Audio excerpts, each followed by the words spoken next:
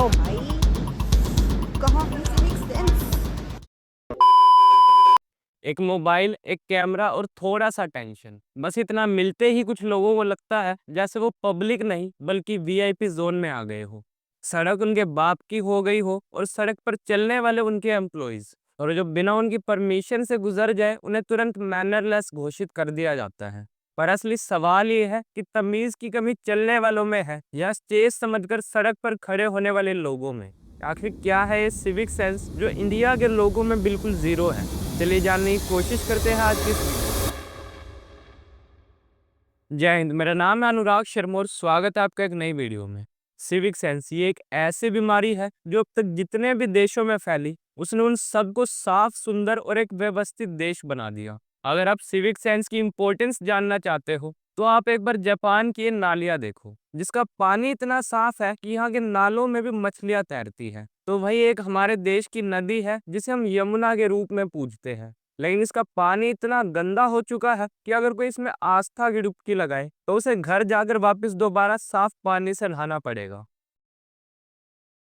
China, Japan और France जैसे देशों में तो तेज रफ्तार बुलेट ट्रेन दौड़ती हैं, तो वहीं हमारे देश में कुछ लोगों को तो वंदे भारत ट्रेन ही रास नहीं आ रही। आए दिन ऐसे मामले सामने आते हैं जहां वंदे भारत ट्रेन पर हमला करते हुए उस पर पत्थर फेंके जाते हैं, तो कभी ट्रैक पर ही पत्थर और लकड़ियां बिछाकर ट्रेन को ही पलटाने की कोशिश की जाती है, और थोड़ी बहुत कसर ट्रेन में ट्रैवल करने वाले पैसेंजर्स पूरी कर देते हैं। अभी रिसेंटली कोलकाता से गुवाहाटी रूट पर चलने वाली इंडिया की first Vande Bharat sleeper train launch हुई थी, जो पैसेंजर्स को एक प्रीमियम एक्सपीरियंस प्रोवाइड करती है। और इन ट्रेन्स को देखकर काफी गर्व भी महसूस होता है कि हमारे देश की ट्रेन कनेक्टिविटी काफी डेवलप हो रही है, वो भी कंफर्ट और लग्जरी के साथ। बट शॉकिंगली इस स्लीपर वंदे भारत ट्रेन के लॉन्च के पहले ही दिन हमें कुछ इस तरह का इंसिडेंट देखने को मिला, जिसमें ट्रैवल करने आए पैसेंजर्स ने पहले ही दिन ट्रेन में कचरा और कूड़ा फैला दिया। वंदे भारत ट्रेन बनाई तो प्रीमियम क्लास गई है, लेकिन उसमें ट्रैवल करने वाले लोग कचरा क्लास है, जो इस तरह के high class new launch train में कचरा फैला रहे हैं। अब अगर आपको अभी भी ये सब देखकर बुरा नहीं लग रहा और सिविक सेंस को आप एक बड़ा मुद्दा नहीं मानते, तो जरा एक बार ये क्लिप भी जरूर देखें।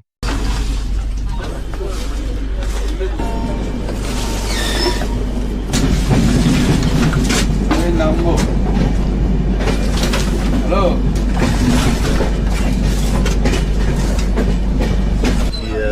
Guess where he pushed it? Where? On the tracks. Really? Amazing. Unreal, mate. All of it just shoved onto the tracks. Douche. Yeah. You see me filming as well, he didn't care. Well, you don't think it's wrong. Ladies and gentlemen, welcome to the trains of India. अब इस clip को देखकर आपके मन में क्या feeling आई?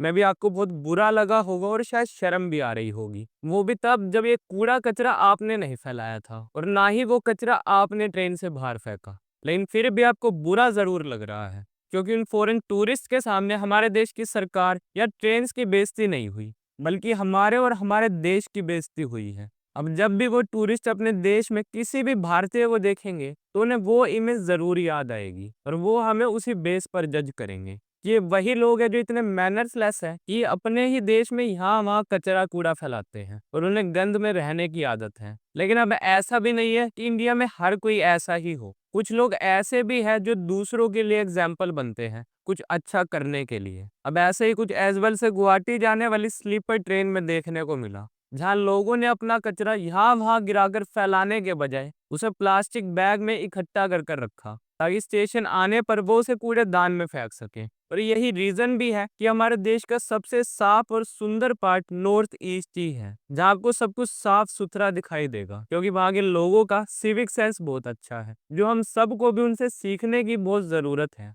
लेकिन हम उनसे कुछ सीखने के बजाय उल्टा उन्हें चाइनीज चाइनीज कहकर चिढ़ाते हैं, जो कि अगेन एक बहुत बड़ी प्रॉब्लम है। स्वीडन एक ऐसा देश जो ना सिर्फ अपना वेस्ट अच्छे से मैनेज करता है, बल्कि दूसरे देशों का वेस्ट भी अपने देश में इंपोर्ट करता है, क्योंकि वहाँ के लोग वेस्ट से एनर्जी प्लांट्स चलाते हैं। स्वीडन के लोग इतने सिविलाइज्ड है कि वो मिल्क का पैकेट फेंकने से पहले भी उसे वॉश कर कर फेंकते हैं, ताकि उसे अच्छे से रिसाइकल किया जा सके। तो वही इंडिया में तो इंसान को ही काट कर कूड़ेदान में फेंक दिया जाता है, और कुछ केसेस तो ऐसे होते हैं जिसमें अगर किसी घर में एक लड़की पैदा हो जाए तो उस बच्ची को ही कूड़े के डब्बे में छोड़कर आ जाते हैं। हालांकि अब इस तरह के केस बहुत कम हो चुके हैं, लेकिन बिल्कुल बंद हो गए ऐसा कहना थोड़ा मुश्किल होगा।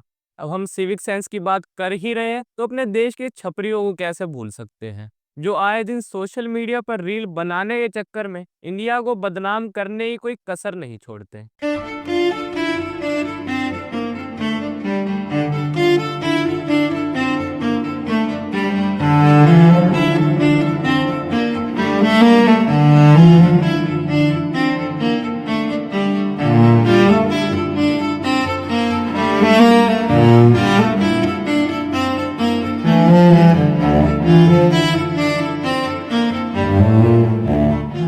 अब सोशल मीडिया की बात हुई ही है तो सोशल मीडिया पर इन दिनों एक वीडियो भी खूब वायरल हो रही है, जिसमें एक हिंदू इन्फ्लुएंसर रिद्धिमा शर्मा गोगा जी महाराज के मंदिर में जाकर बहस करती नजर आई। उनका कहना था कि मंदिर में मुसलमानों के विधि विधान से पूजा की जा रही है और वहां कलमे लिखे जा रहे हैं, जिस पर रिद्धिमा शर्मा ने उस पर ऑब्जेक्शन उठाते हुए आंदोलन करने की बात कही। तुम लोगों ने हर जगह जिहाद फैलाया हो और कुछ नहीं कर रहे तुम लोग। आज ये हिंदू मंदिरों के अंदर षड्यंत्र कर रहे हैं ये लोग, मजाक बनाए हुए तुम लोगों ने हर जगह कलमा भरमा।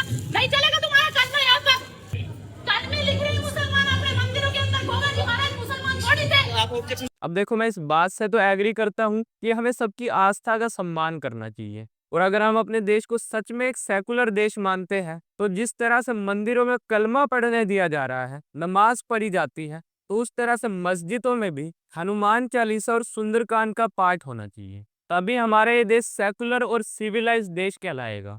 सिर्फ हिंदुओं के सेकुलर होने से ये देश कभी सेकुलर नहीं हो सकता। बस मैं जाते जाते आपसे यही कहना चाहूंगा कि आज हम बात तो विकसित भारत की करते हैं, लेकिन हमारा देश तब तक विकसित नहीं हो सकता जब तक हम भारतीय अपने आप को विकसित ना बना लें। बाकी इस पर आप क्या सोचते हैं हमें कमेंट सेक्शन में लिखकर जरूर बताएं।